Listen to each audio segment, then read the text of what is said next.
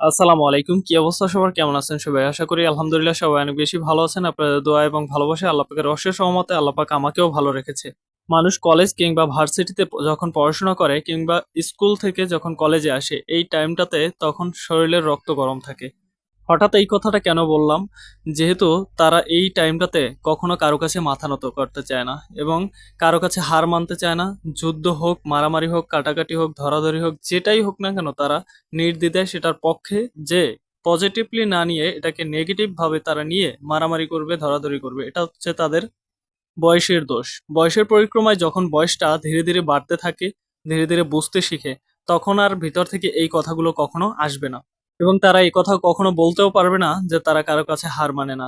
যেমন দায়িত্বের কাছে মানুষ হার মেনে যায় সবসময়। দায়িত্ব এমন একটা জিনিস যখনই ঘাড়ে পড়ে তখনই হার মানতে বাধ্য।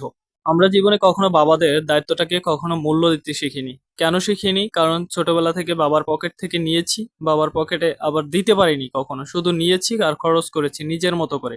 তাই বাবার দায়িত্বটাকেই কখনো বোঝা সম্ভব হয়নি। যখন পরিশ্রম করবেন কিংবা পরিশ্রম করে ২ টা টাকা ইনকাম করবেন, ২ টা পয়সা ইনকাম করবেন। যখন খরচ করবেন তখন খরচ করতে ঠিকই বাধা আসবে। কারণ এখন যে আপনি কর্ম করে ইনকাম করছেন, আপনি যে এখন অনেক কষ্ট করে পরিশ্রম করে টাকা আর্ন করা লাগতেছে, এই যে জায়গাটা যখন তৈরি হবে তখন আর এই কথাগুলো মাথায় আসবে না। দায়িত্ব যখন মাথার উপরে আসবে তখন আর এই কথা আসবে না যে আমি কারো কাছে মাথা নত করব না। সবাই ভালো থাকবেন, সুস্থ থাকবেন। আল্লাহ হাফেজ। আসসালামু আলাইকুম রাহমাতুল্লাহ।